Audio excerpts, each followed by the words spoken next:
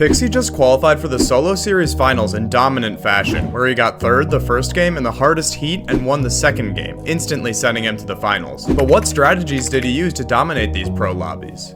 Starting with Pixie's off-spawn strategy, he lands at the small gas station between Riptides and Battlewood Boulevard for a few reasons. First, he is always able to hit the slurp truck here to get his shield up and is able to carry any extra shield he finds because of this. The metal here is also really good, as each of the awnings on the gas station roof gives about 10 metal and is a 2-hit, so he gets up to about 500 metal within about a minute of landing. This goes for any gas station around the map. They are really good for quick metal. Besides the metal in the slurp truck though, there is one other main aspect that makes this location so good: the fishing holes. Instead of rotating towards zone like you might expect, he runs over to this beach area where there are 9 fishing holes waiting for him. Because there aren't many super broken healing items like chug splashes and legendary slurp juices this season, and chug jugs are pretty rare, fishing is really broken this season because you can get a lot of shield fish consistently. So Pixie ends up farming some extra wood each game to build a fishing base where he's able to get 2 stacks of shield fish to carry, since they're better than bigs or minis, and he can always carry a max stack of them. He also is in a low traffic area on the edge of zone here where nobody will rotate through his loot path, so he is always safe in early game and can sit in zone to fish. Obviously, Pixie can use floppers to keep his HP high enough to tank zone, but he's able to save them up over time too. What Pixie does way more than other players is that he is constantly juggling these floppers or other items in zone while he is rotating. By doing this, he basically has 6 inventory slots instead of 5, and can use these items on rotate before it gets too far into the game. In this first game, he ends up juggling slurp juices so that when he takes damage on rotate, he can pop the slurps for his white health and shield, and still have 2 heals and a wingsuit. He does this with floppers, medkits, and slurps so that he can rotate and storm while carrying his preferred loadout. Even though it's a little slower to move with all of these items, it allows him to consistently make the endgame more stacked as long as he is aware of his opponents around him, since these extra heals allow him to take his preferred rotating path. For his mid-game rotates, both games he goes through the backside of Riptides after the people who landed there had already rotated, and he hugs the edge of zone this whole time so he doesn't run into anyone and is free to rotate safely. Because taking damage with the new surge mechanic is so bad, just knowing how to avoid other players like this is so valuable. Whenever Pixie makes it to this point on the edge of zone, he doesn't have natural cover anymore because of all this water here, so he just quickly wingsuits across it to make it to the other side where he can continue to be on the edge of zone.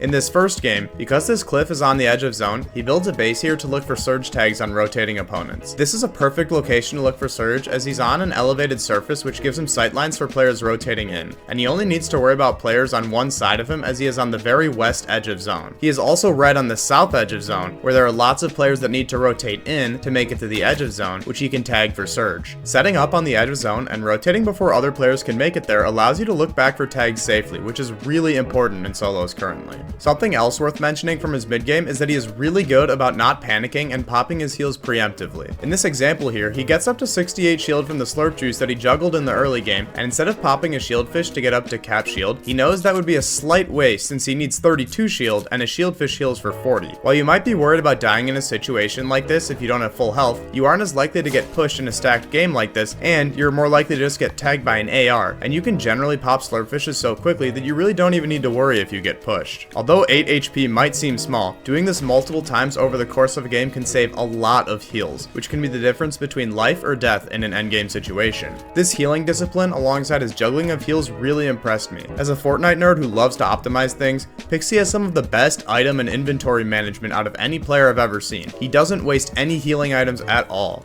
When he does get pushed though, Pixie often will just look to drop down to a lower layer here, as he doesn't gain much from fighting in these mid-game situations. He makes some additional space and invests some extra mats so that he can re-farm so that he doesn't get pushed too hard, as fighting isn't a great strategy with how the current surge works, even if he is one of the best fighters in the world currently. Similarly, when Pixie is above surge, he is really good about not getting antsy and opening up his box to shoot at random things or look for random tags, as you get punched super heavily for taking any damage.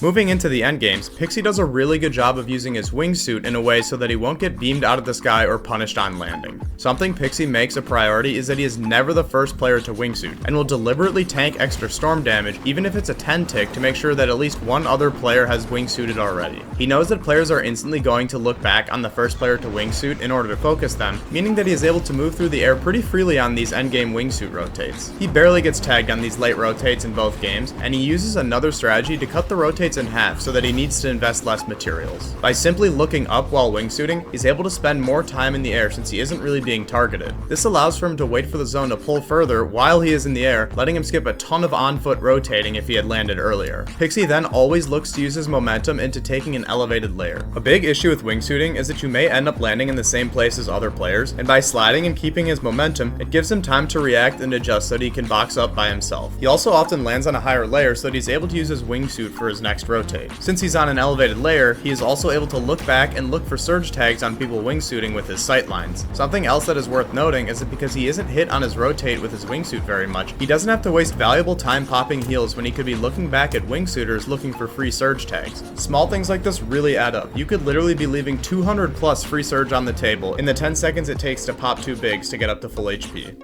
In the first game of this heat where Pixie got third, he had some trouble finding a refresh throughout the endgame, and when Pixie had low mats, he played this situation so much better than most players would. At this point, Pixie was down to just 26 builds after wingsuiting, and had to rotate on foot for the next zone where he used old builds as cover before going down to only 14 builds. He then wingsuits again and does the strategy I mentioned where he looks up to spend more time in the air, which is especially useful since he has such little mats. He tanks some zone from this, but it is important to remember that your white HP is another resource in a similar way to materials or shield. Tanking 30 HP in zone might be important if it allows you to make a safer rotate in the endgame. Pixie is now down to 9 builds, and most players would probably think, oh, I have enough wood for one more box, and then I need to start ratting around low ground in old builds with no mats. But Pixie goes about this differently though. He instead starts ratting around while he still has 9 builds and sparingly uses his builds to block any crucial angles. Even though he has enough mats to build a box, he can hide in old builds and sprint around and be hard to hit, and only uses a mat when it's absolutely essential like this stair here. This allows him to play multiple rotates on low mats and gives him extra builds in case he needs to block someone shooting at him or just take any crucial piece like taking a wall or placing a cone in a box instead of just building one extra box and being completely out. He probably wouldn't have been able to survive for as long as he did without this incredible resource management and really active movement, and because of that he is able to find no Aurelia on low ground for a free refresh and then another huge refresh onto Zynox here. Because he was able to survive for so long, he was able to get a ton of mats where he is able to play a more traditional endgame.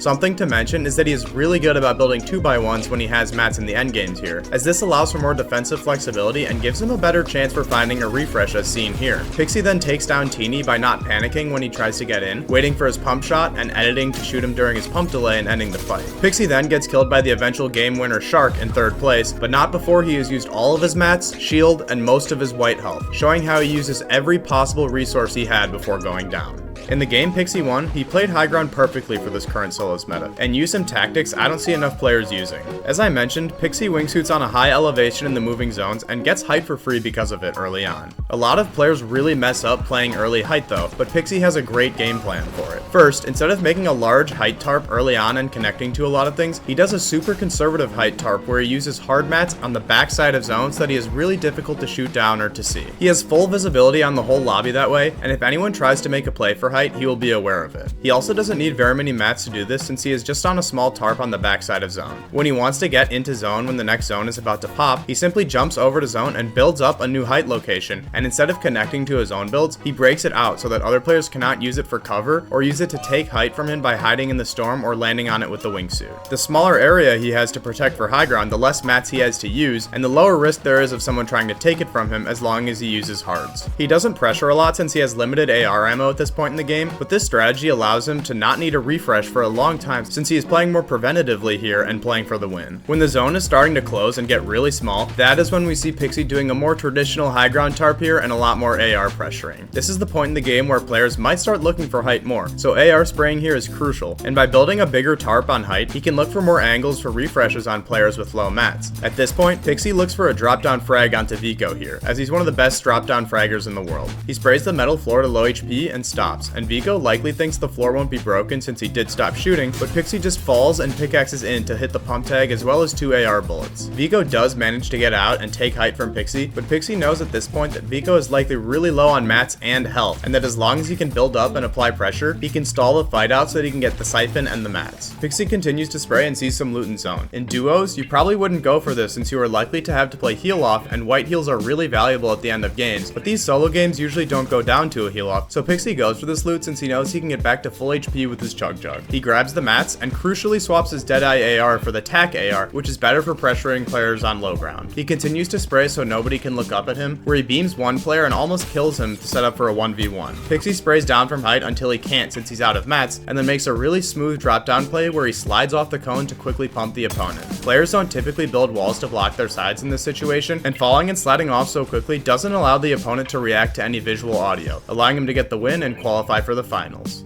Pixie's amazing resource management, perfect use of the wingsuit, and really solid height and low mat game plans allow him to dominate these solo matches. But if you're interested in the best solo player in the world right now, click the video on screen about Shark.